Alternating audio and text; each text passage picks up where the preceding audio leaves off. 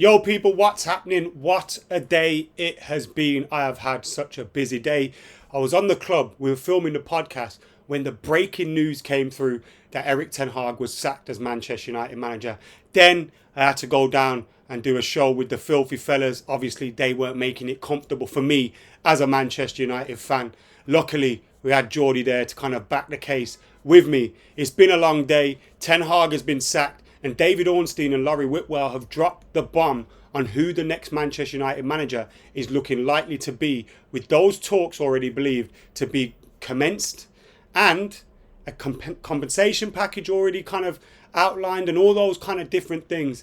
Things are moving very quickly since Erik ten Hag left the football club. Make sure you hit the subscribe button, like, comment, share. My immediate reaction to the Ten Hag sacking is up already and you can go and check that out. But yeah, generally speaking, it came as a bit of a surprise because I didn't expect it to happen today. But it also didn't come as a surprise if you get my drift. Like, I expected Ten Hag to get sacked. To be honest, I've been expecting it since that defeat against Spurs. And there was a little feeling inside of me whilst I wanted this to turn around and come good. Remember on the overlap when I had two outrageous takes or whatever they want to call them. And I said, Ten Hag's going to be here next season and he'll be a success. Or he might be sacked by Christmas and Ruud van Nistelrooy will be our manager.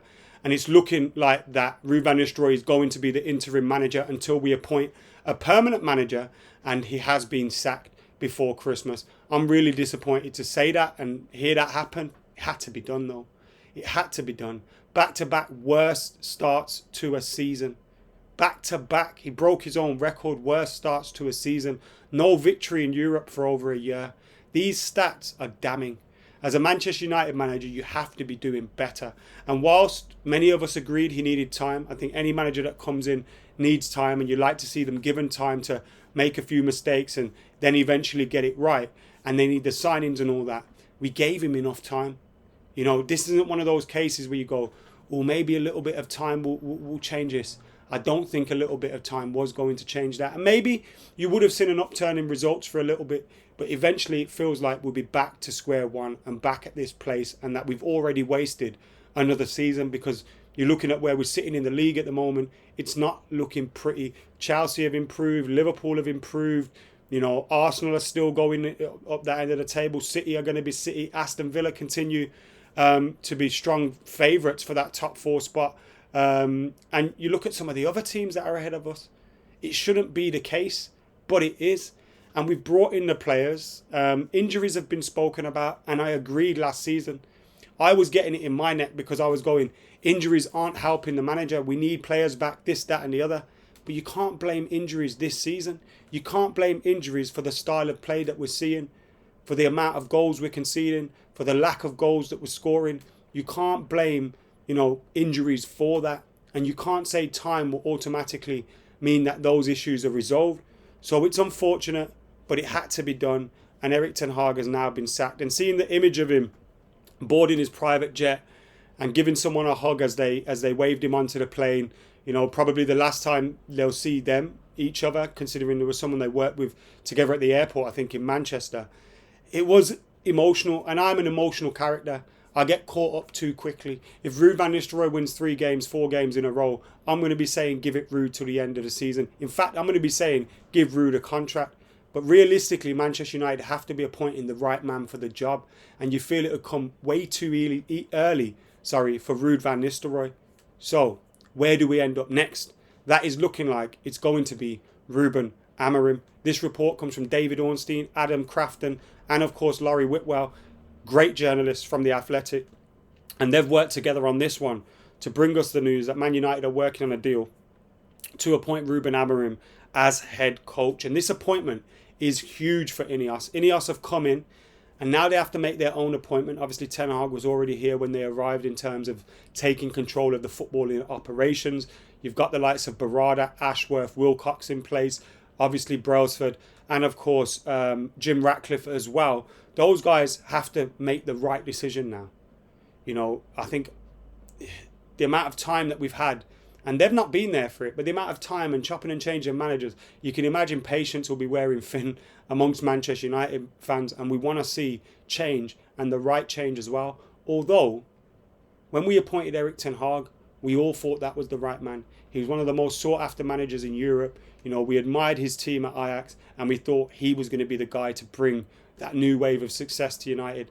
Now, he got some success in terms of the cups, but you have to be doing it in the league. And 8th position last season wasn't good enough, and 14th position right now isn't good enough.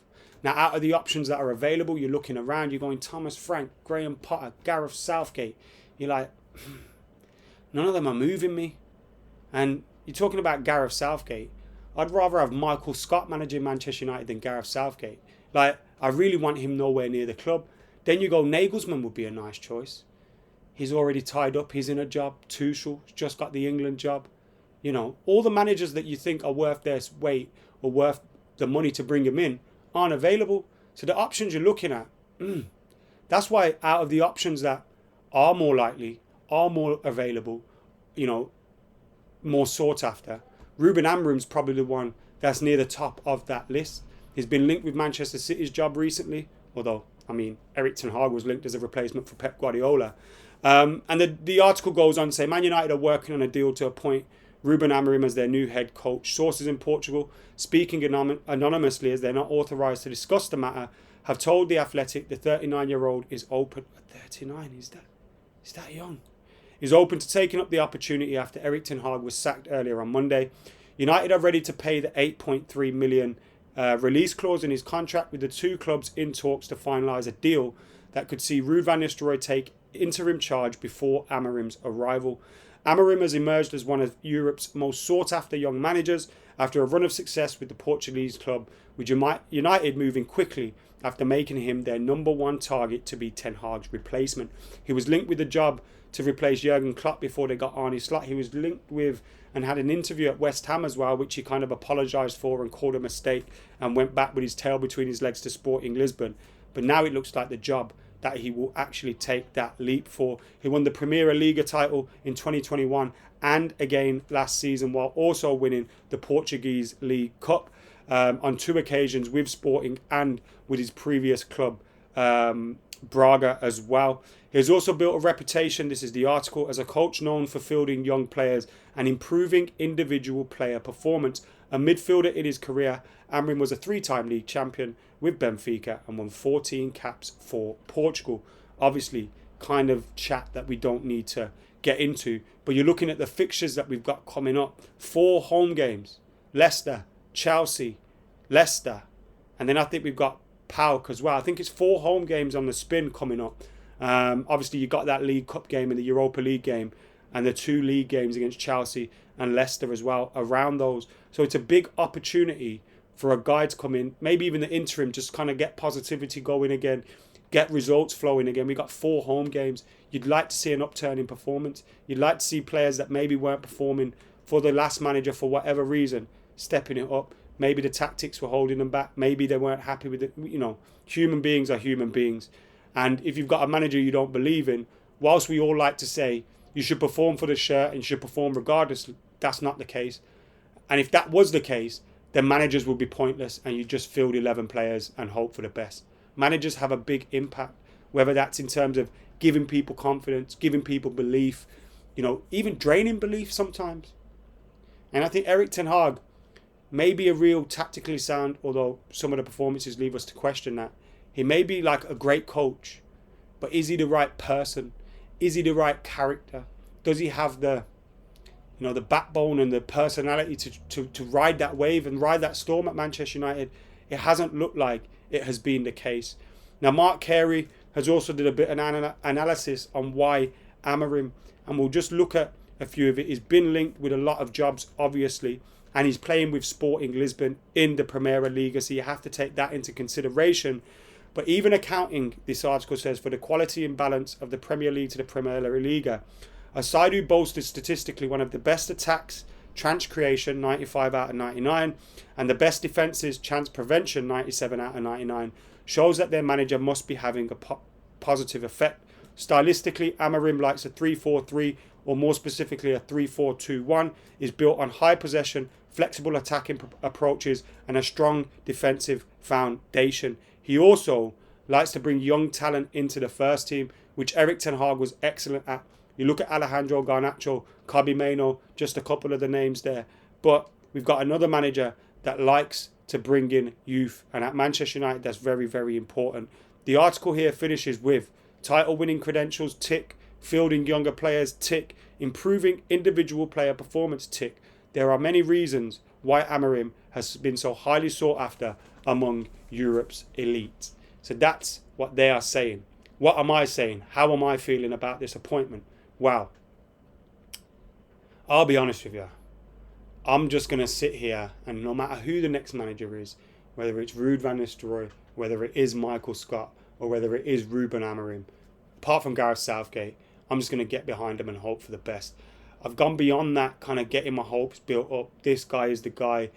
It's just been too... I'm so tired of... I'm saying this now, yeah. I'm going to be at Old Trafford on Wednesday singing Ruud van Nistelrooy's Red and White Army at the top of my voice. Because it has felt a while since we've enjoyed going to the game again. And you kind of... I feel sorry for Ten Hag in a way, but I mean, it was his own downfall in the end. It was his own doing. But you look at the crowd, like, we've not been on his back. We've not been booing. But we've just been a bit... And you know when it gets to that stage where you just... You know it's over, man. You know it's over. And I think a lot of Man United fans wanted him to do well. Unfortunately, he just hasn't. And we have to move on again. Feels like that Grand Theft Auto meme. Oh, shit. Here we go again. But just like Michael Scott, and he's popped up a few times, I am ready to get hurt again. And I'm sure I will be. Anyway, let us know your thoughts in the comments below. Make sure you liking, commenting, sharing, subscribing. I've been AdamMcKola. I'm out of here.